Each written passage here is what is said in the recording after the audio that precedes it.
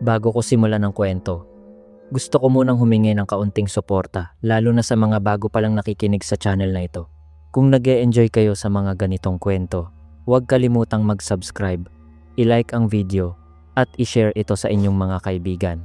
Malaking tulong po ang bawat suporta ninyo para mas marami pa tayong maihatid na nakakatindig balahibong kwento. Maraming salamat. Mapagpalang araw po sa lahat. Tawagin niyo na lang ako sa pangalang Michael.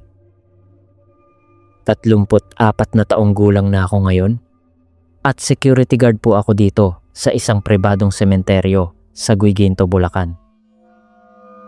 3 taon ko na pong tinatrabaho ang lugar na ito. Kaya marami na ring nangyari sa akin na hanggang ngayon ay hindi ko pa rin nakakalimutan. 2 kaming gwardiya doon. Ako ang naka-assign sa pag-iikot sa loob ng sementeryo, habang ang kasama ko naman ang nakatoka sa may gate. Bawat gabi, may schedule kami ng round. 2 beses bawat shift, mula 10 PM hanggang 12 AM. Tahimik talaga doon kapag gabi na. Wala kang maririnig kundi kuliglig at minsan-minsan ay tunog ng sasakyang dumadaan sa kalsada sa labas. Isang gabi, habang nag-iikot ako sa gitna ng mga lapida, biglang tumunog ang walkie-talkie ko. May boses na sumagot. Boses ng batang lalaki. Mga kaedad siguro ng anak ko na 6 na taon. Sa una, akala ko ay pinagtitripan lang ako ng kasama ko sa gate. Kaya sinagot-sagot ko na lang siya. Oo, bantay ako dito. Ikaw, sino ka? Pero sa halip na sagot, tumawa lang ang bata sa kabilang linya. Nakakakiliting tawa ng bata, pero kung tutuusin, hindi ko alam kung bakit para siyang malapit sa akin. Parang hindi galing sa radyo, kundi nasa likod ko mismo. Habang nasa ganoon takot ako, may kumalabit sa balikat ko. Paglingon ko, nakita ko ang kasamahan kong gwardya. Tinatawanan niya ako at sinabing, "Sino kausap mo dyan sa walkie-talkie mo?" Nagtaka ako dahil ang akala ko siya talaga ang kausap ko kanina. Sinabi ko sa kanya ang narinig ko, pero sagot niya, hindi pa raw naka-on ng walkie niya buong gabi. Naka-charge pa ito sa guardhouse. Hindi ko na pinilit isipin dahil alam kong medyo malikot talaga ang ugali niya minsan. Umalis siya at ipinagpatuloy ko ang paglilibot. Habang nasa gitna ako ng mga puntod, biglang may naamoy akong matamis na bango, parang sampagita. Unti-unting lumakas ang amoy habang lumalakad ako, kahit walang puno o taniman ng sampagita sa lugar na iyon. Sinubukan ko na lang na huwag pansinin at ipinatuloy ang pag-iikot. Dahan-dahang inililibot ang ilaw ng flashlight sa bawat direksyon. Pero bigla, sa likod ko, may narinig akong malakas na yabag. Parang may tumatakbo. Nang lumingon ako, may nakita akong anino na tumatakbo sa pagitan ng mga lapida at biglang naglaho. Hindi ako makagalaw sa kinatatayuan ko. Kinusot-kusot ko pa ang mga mata ko para siguraduhin hindi ako nanlalabo. Bahagyang humangin at doon na parang tumindig ang lahat ng balahibo ko. Sa takot, umatras ako at nagmadaling bumalik sa guardhouse. Ikinuwento ko agad sa kasamahan ko ang nakita ko, pero muli, tinatawanan lang niya ako. Doon ko iminungkahi na magpalitan na lang kami ng pwesto. Ako sa guardhouse. Siya na ang mag-iikot. Sumang-ayon naman siya. Wala akong naramdamang kakaiba habang nasa loob ako ng guardhouse. Kaya medyo napanatag ang loob ko. Kinabukasan ng gabi, may nagparamdam na naman. Nagkakape kami noon bago magsimula ng shift, nang may narinig kaming malakas na kalabog sa loob ng guardhouse. Pumasok ako para tingnan at nakita kong nahulog ang logbook mula sa mesa. Pinulot ko ito, pero bago ko naibalik, may nahawakan akong malagkit sa likod ng pahina.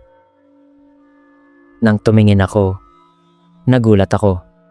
Putik iyon na may markang parang maliit na palad ng bata.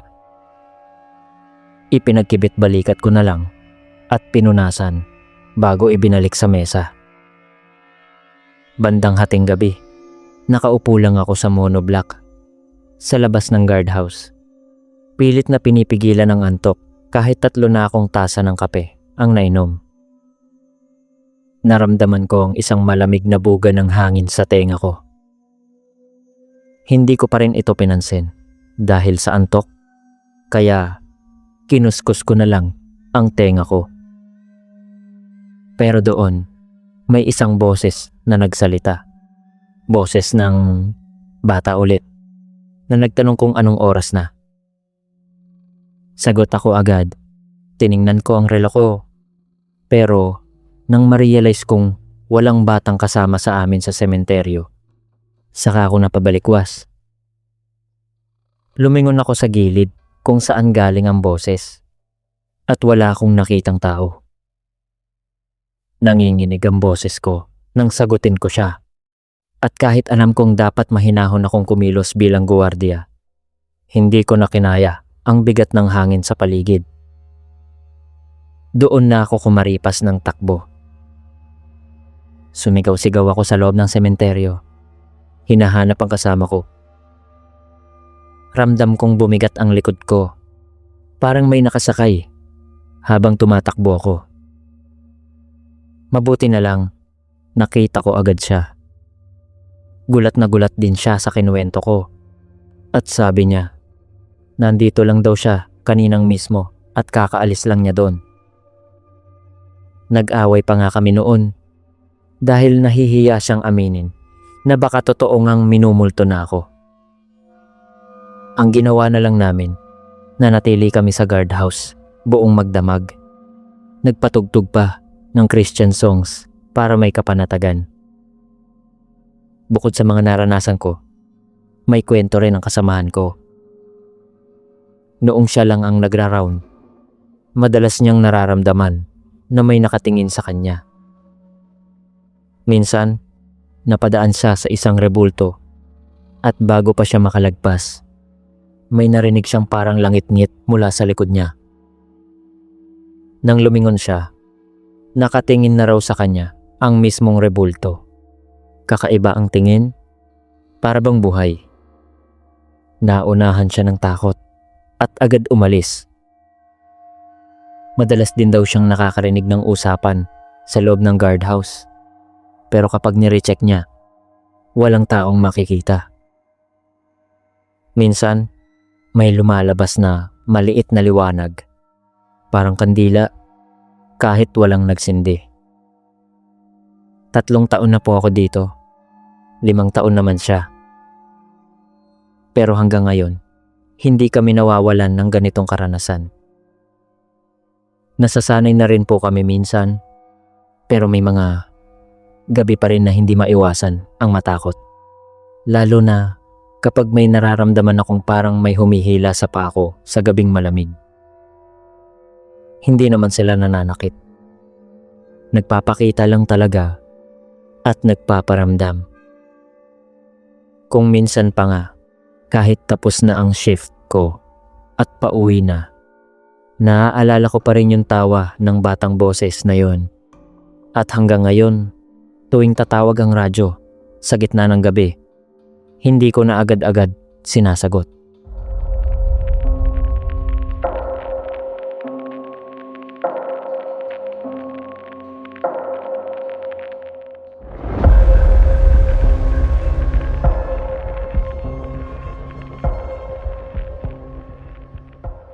Tawagin niyo na lang po ako sa pangalang Grace. 17 po ako ngayon at senior high school student sa isang paaralan sa Pili, Camarines Sur. Hindi po kalayuan ang bahay namin sa school, kaya naglalakad na lang po ako pauwi. Ang problema lang, kailangan kong dumaan sa isang lumang sementeryo sa gilid ng barangay namin. Sa tuwing naglalakad po ako pauwi, palagi akong may naririnig na yabag na parang sumasabay sa akin. Sa tuwing lilingon ako, wala namang tao. Pero kapag titigil ako, titigil din yung yabag. May mga araw din po na may bumabato sa akin ng graba o maliliit na bato. Pero kapag hinanap ko kung sino, wala ring makikita. Minsan naman, naririnig ko ang pagsitsit ng tao sa madilim na parte ng daan. Kaya ang nagiging paraan ko na lang, sinusuot ko ang headset ko at mabilis na lumalakad para makalayo agad. Kahit malakas ang volume ng music ko, may mga pagkakataon pa ring naririnig ko ang mga yabag na yon sa likod. Parang sumasabay lang talaga sa bilis ng hakbang ko.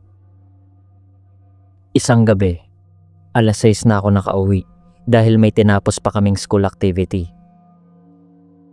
Habang lumalapit ako sa sementeryo, biglang nanlamig ang katawan ko kahit napakainit ng gabing yun. Nagpatuloy pa rin ako sa paglalakad hanggang makarating sa gilid ng bakod. Bigla, sa peripheral vision ko, may nakita akong figura ng tao na naglalakad sa loob ng sementeryo. Pagkaraan ng ilang segundo, may narinig akong paghagulhol. Pinigilan ko ang sarili kong huwag tumingin, pero parang hindi ko kontrolado ang mga mata ko. Bago ko namalayan, nakatuon na ako sa direksyon ng mga puntod. May kaunting liwanag ang streetlight at doon ko nakita ang isang babaeng nakaluhod. Iniiyakan ang isang puntod. Napatigil ako sa aking kinatatayuan. Hindi ko alam kung bakit, pero nanood na lang ako.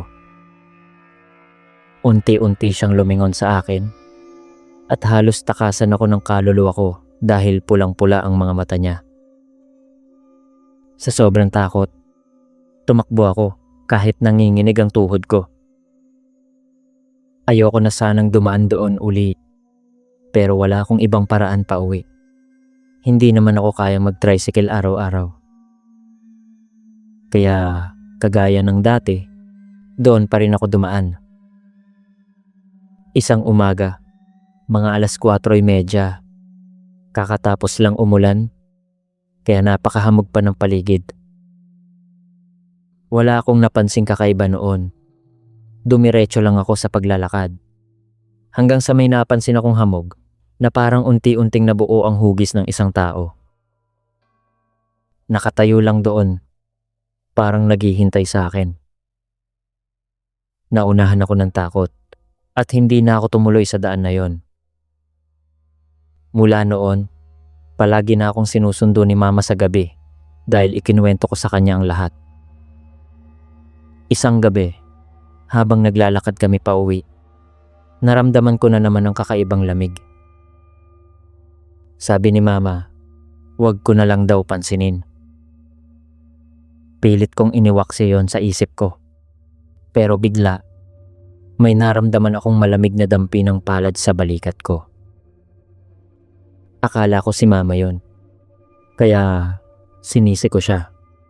Pero tinaas niya ang 2 supot na hawak niya at tinawanan pa niya ako. Paano raw niya ako mahahawakan, gayong puno ang mga kamay niya? Hindi maganda ang naramdaman ko noon, kaya minadali ko na lang ang paglalakad. May isang gabi rin ako napanaginipan na nasa loob ako ng sementeryo at naririnig ko ang boses ni Mama na tumatawag. Nang sundan ko ang boses, nakita ko siyang duguan ang muka at nakahiga sa isang puntod. Palagi na akong ganito ang napapanaginipan simula noon. Kung minsan si Mama, kung minsan naman ako mismo ang nakikita ko. Gusto ko na sanang mag-transfer ng ruta, pero ayaw naman ni Mama. Minsan naiisip ko na lang, baka totoo ngang nililigawan na ako ng mga kaluluwa sa lugar na yon. Hanggang ngayon, kapag napapadaan pa ako roon kasama si mama, hindi ko na kinakaya ang sumulyap sa loob ng sementeryo. Natatakot pa rin akong baka may nakatingin ulit sa akin.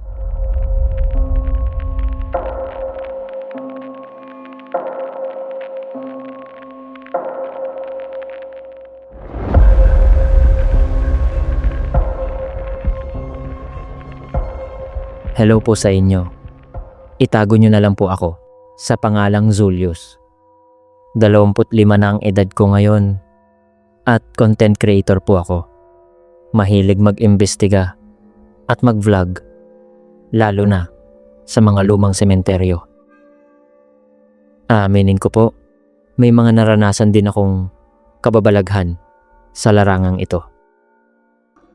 Ang unang naranasan ko ay noong napadpad ako sa isang lumang sementeryo sa isang bayan sa Antique.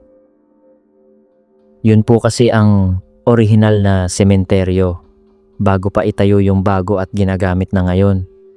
Tinatawag pa nga ng mga matatanda doon na sementeryong sarado dahil matagal na itong hindi pinapasukan ng ordinaryong tao.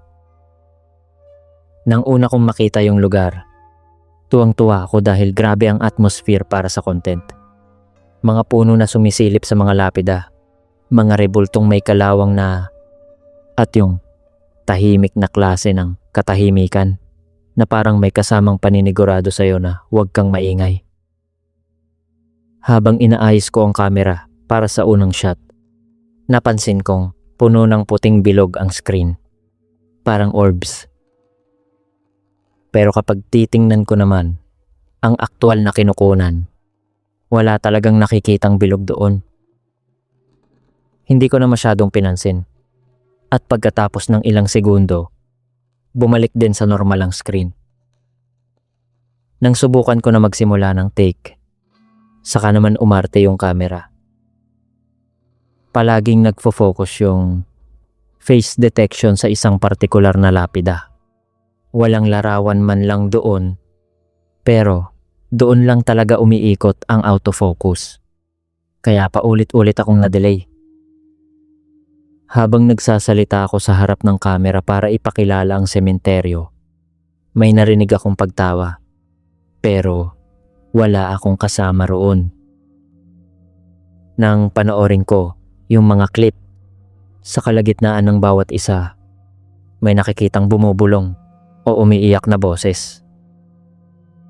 Pati camera ko, biglang namatay, kahit full battery pa.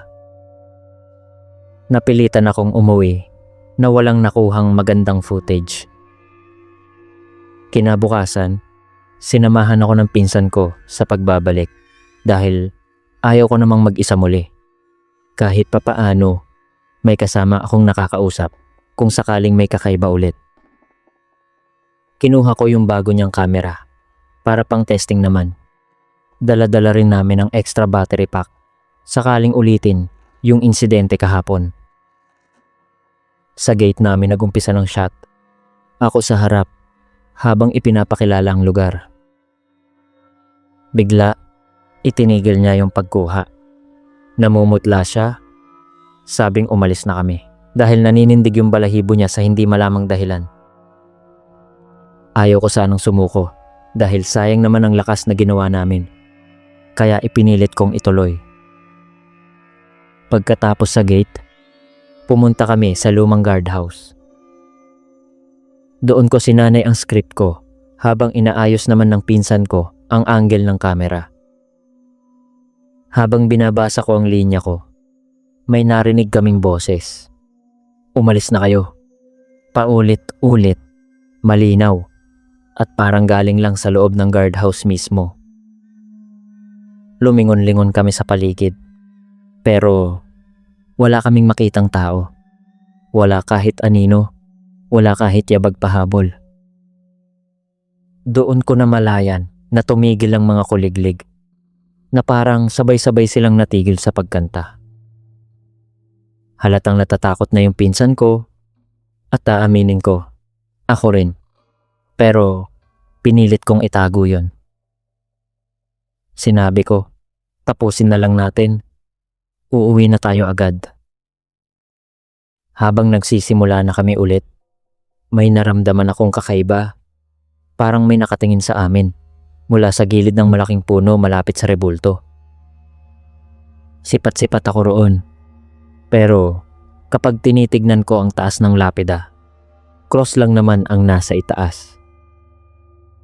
Pero hindi ko pa rin maiwasan ang pakiramdam na parang tao yung anino ng krus. Nang matapos kami, umuwi na kami at pinanood ang mga clip. Doon namin napatunayan na tama ang hinala ko. Sa unang shot, nasa gate ako habang sa likod may nakalinya-linyang mangilan-ngilang lapida at nakatayo sa gitna ang isang puting figura. Mahaba ang buhok, hindi gumagalaw at parang nakatingin sa amin. Sa ikalawang shot naman, mas malapit na siya. Halos katabi ko na. Duguan ang mukha niya. Wala ang isang mata at nakangiti ng malawak. Kagaya ng mga multong madalas nating napapanood. May binubulong-bulong pa siya. At siguradong yun ang boses na nagsabing, umalis na kayo. Dahil parehong-pareho ang sinasabi.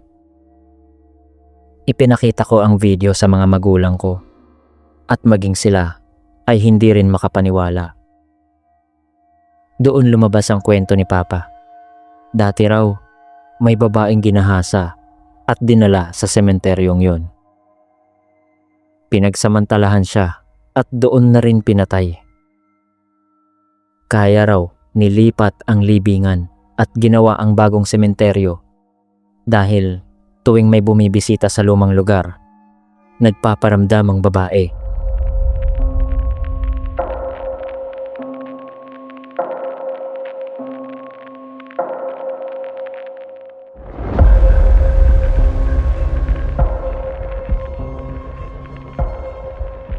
Mapagpalang araw po sa inyo. Tawagin niyo na lang po ako sa pangalang Paulo. 24 anyos po ako at isang office employee sa isang kumpanya sa Silang, Cavite. Gusto ko pong ibahagi ang naranasan namin ng mga barkada ko nang mag-inuman kami sa isang lugar na hindi ko makakalimutan hanggang ngayon. Sa isang sementeryo, malapit sa amin. May usap-usapan nun na may nagpapakita raw na black lady dun, pero walang sino man ang may matibay na patunay. Kaya naisip namin, bakit hindi na lang namin subukang mag-inuman doon para malaman kung totoo nga. 5 kaming pumunta, 2 lalaki at 3 babae. Isa sa kanila ay ang tomboy naming kaibigan na may kakayahan daw makakita ng mga elemento at kaluluwa. Nagsimula kami mga 9:00 ng gabi. Tahimik ang paligid at tanging ingay lang ng mga sasakyang dumadaan sa malayo ang naririnig. Wala ring buwan noon, kaya kailangan naming mag-ingat sa paglakad papasok dahil hindi namin masyadong makita ang mga puntod at lapida sa paligid. Open area, yung sementeryo. Walang gwardiya, may mababang bakod lang, at ilang punong nakatanim. Pumili kami ng lugar sa pinakalikod na may kalakihang lapida na aming pinagsandalan. Nagsimula kaming uminom, gamit lang ang ilaw ng lighter para makita ang alak. Nang makalahati na kami ng bote, biglang nagsimulang magkwento ang tomboy naming kaibigan. Sabi niya, nakita na raw niya yung black lady habang palapit pa lang kami sa bungad. Nakatingin daw ito sa amin at sinundan pa kami hanggang sa lugar na kinauupuan namin. Itinuro niya ang isang puno na tinatamaan ng ilaw ng streetlight. Doon daw nakatayo ang babae at patuloy na nakatingin sa amin. Sinuway siya ng isa sa mga barkada namin at sinabing tumigil na siya. Pero pilit niyang sinabing totoo ito. At parang nasa ulunan pa raw ng lapid ang kinauupuan ko ang kaluluwa nito. Tinawanan ko na lang ang sinabi niya para maibsan ang tensyon. Dahil nararamdaman ko na rin ang tama ng alak. Nagtawanan kaming apat, pero hindi kasama ang tomboy naming kaibigan. Tahimik lang siya, hanggang sa biglang may narinig kaming parang kalabog mula sa loob ng lapida, tulad ng may kumakatok sa semento mismo sa kinauupuan ko. Kinatok ko rin ito pabalik dahil medyo lasing na rin ako noon. Pero sa totoo lang, gustong gusto ko nang tumakbo palayo dahil parang may nakamasid talaga sa amin. Nakaramdam ako ng malamig na haplos sa liig ko, kaya palihim ko na lang itong kinuskus. Nang tumungga ako ng alak, para bang may nakadagan sa likod ko at biglang namatay ang ilaw ng lighter namin. Nagpanik kaming lahat. Hinanap namin ito sa mismong pwesto ng kaibigan naming tomboy kung saan ito dapat naroroon, pero wala kaming mahanap. Sa kakakapan namin sa dilim, may nahawakan akong magaspang at napakalamig na braso, parang yelo. Bigla ay may humawak din sa isa kong braso, isang malamig na kamay, nakapareho ng nahawakan ko. Nagtindigan ang balahibo ko. Tinanong ko kung kaninong kamay yon at kung sino ang humahawak sa akin. Pero isa-isa silang sumagot na wala silang nahahawakang kamay. Kinapa ko pa rin yung kamay. Parang may mga bukol at baka lang gaspang nito. Nagtanong ang tomboy naming kaibigan kung ano ang nararamdaman ko at ikinuwento ko sa kanya. Bigla siyang sumigaw at boses ng babae ang lumabas sa kanya. Ang itsura ng may-ari nito, nasunog. Sunog raw ang itsura. Sa takot namin, nagkanya-kanya na kami ng takbo at naiwan ko pa nga ang isa kong tsinelas. Hindi ko na alam kung magkakasama pa kami habang nagtatakbuhan dahil naririnig ko na lang sila mula sa iba't ibang direksyon. Ang naging gabay ko na lang ay ang ilaw ng streetlight na sinundan ko hanggang sa nakalabas ako ng sementeryo. Doon ako nasita ng mga tanod na nagroronda. Pumasok sila sa loob para hanapin ang natitira ko pang mga kasama at nang lumabas sila, kasama na nila ang apat. Umiiyak ang ilan sa amin, lalo na ang tomboy naming kaibigan. Talaga namang namulto kami, literal at metaporikal, dahil namulta rin kami sa mga tanod dahil sa pag-inom sa loob ng sementeryo. Hanggang ngayon, kapag nadadaanan namin yung lugar, natatawa na lang kami sa ginawa naming kalokohan noon. Pero minsan, hindi namin maiwasang mapaisip. Totoo nga kaya ang lahat ng nangyari? O ang takot lang namin ang naglaro sa isip namin ng gabing yon? Sa ngayon, kahit gaano man kalasing ang alinman sa amin, wala nang nangangahas mag-alok na bumalik doon. At hanggang ngayon, hindi ko pa rin nahahanap yung tsinelas kong naiwan. Sabi nga ng barkada ko, baka may nagsuot na noon sa dilim.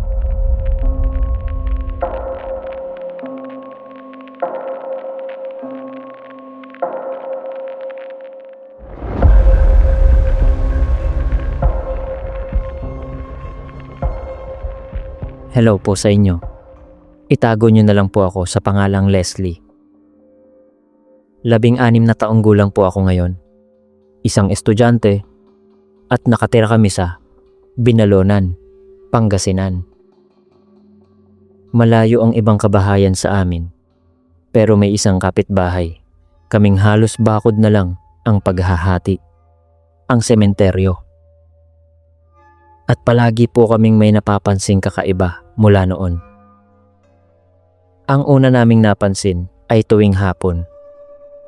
Kapag umiigib ako ng tubig panghugas sa poso, na nasa gilid mismo ng sementeryo, palagi akong may naririnig na mga yabag na parang papalapit.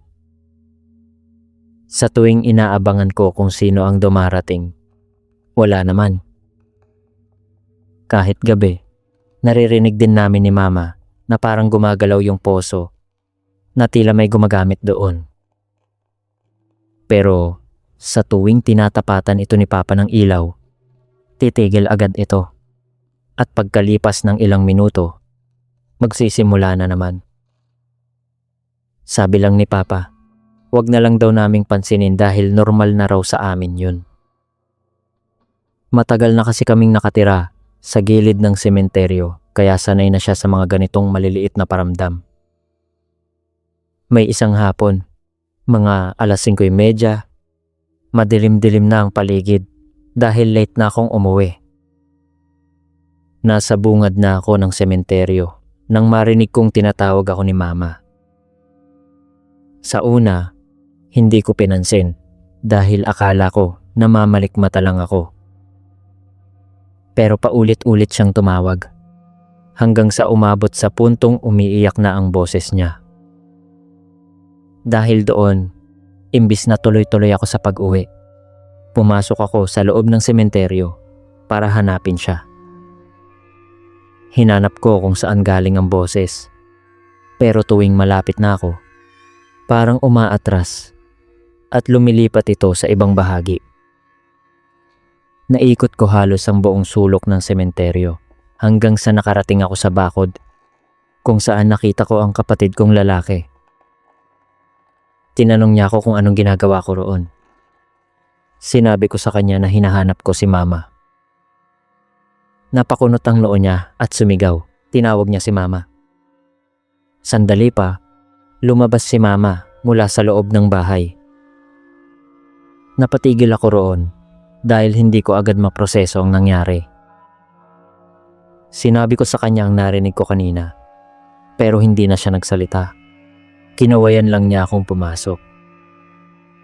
Parang nadala rin ako sa pangyayari. Kaya matagal-tagal din akong hindi nagpunta sa sementeryo pagkatapos nun. Pero isang araw, inutusan ako ni Mama na kumuha ng gulay sa hardin niya na nasa maliit na espasyo malapit din sa sementeryo. Ayoko sana, pero ayaw ko ring tumanggi sa kanya. Dumaan na lang ako sa shortcut sa gilid. Habang naglalakad, tumitindig ang balahibo ko. Palingon-lingon ako sa likod dahil pakiramdam ko ay may sumusunod sa akin. Pero sa tuwing lilingon ako, wala namang tao. Ganoon ng ganoon, hakbang, lingon, hakbang, lingon, hanggang sa makarating ako sa gulayan ni Mama. Kumuha ako ng ilang gulay at umalis din agad. Nakita ko ng kapatid ko sa daan pabalik at tinanong kung may bisita raw ba kami. Sinabi kong wala, pero sinabi niyang may nakita raw siyang 2 bata na nakasunod sa akin kanina. Nasa tabi ko pa nga raw yung isa, pero biglang umalis nang malapit na siya. Napalingon ako sa likod ko, pero wala talaga akong nakitang bata. Ang mas malala, wala rin naman akong kasamang bata mula noong umalis ako sa bahay. Hindi ko na pinahalata sa kapatid ko ang takot ko at tinawagan ko na lang siya para umalis.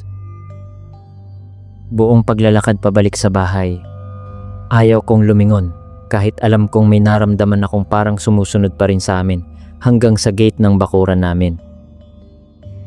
May isa ring beses na nagkaroon kami ng group work sa bahay dahil may wifi kami. Habang gumagawa kami, may narinig kaming parang nag-uusap sa loob ng bahay. Pero lilima lang kami noon at wala pa si Mama. Akala ko sila Mama yon, kaya nagpaalam ako para tingnan. Paglabas ko, naroon pa rin ang usapan pero hindi pala mula sa bahay. Parang mula mismo sa sementeryo at mga 3 boses yata yun. Pinagsawalang bahala ako na lang at inisip na baka mga taong dumaraan lang. Pagkaraan ng ilang minuto, may sumigaw naman na parang lasing ng paulit-ulit. Hindi namin ito binigyang pansin, pero biglang may bumato sa bubong namin. Akala ko nung una ay nahulog na bunga lang, pero naging sunod-sunod na to. Nainis ako kasi parang sinasadya na, kaya lumabas kami ng kasama ko para tingnan. Sa may bakod, may nakita akong figura ng tao. Hindi kita ang mukha, pero nakatingin sa direksyon namin. Nagtanong ang kasama ko kung sino yon, pero wala akong maisagot dahil maski ako ay hindi ko rin kilala. Habang nasa ganoong sitwasyon kami, may nagsalita sa gilid namin. Sila papa pala, kasama si mama at ang mga kapatid ko. Tinanong niya kung ano ang ginagawa namin. Itinuro ko ang figurang nakatayo kanina, pero pagtingin ko roon, wala na ito. Sabi rin ng mga kasama ko, hindi rin nila napansin kung saan ito pumunta. Pumasok na kami sa loob at doon na natulog ang mga kasama ko. Bandang 9:00, may kumatok ng paulit-ulit sa pintuan namin. Bubuksan na sana ng kapatid ko, pero pinigilan siya ni mama.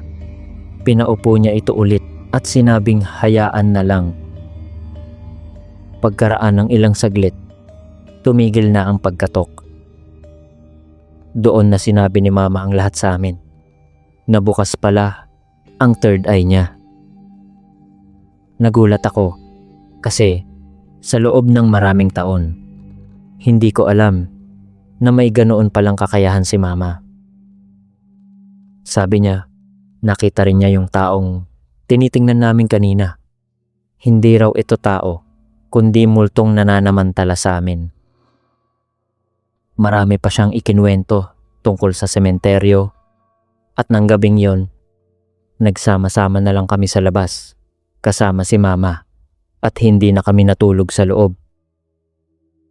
Marami pa pong ibang paramdam ang mga multo sa sementeryong yon. Pero hanggang dito na lang muna siguro. Sana po ay may upload nyo ang kwento ko.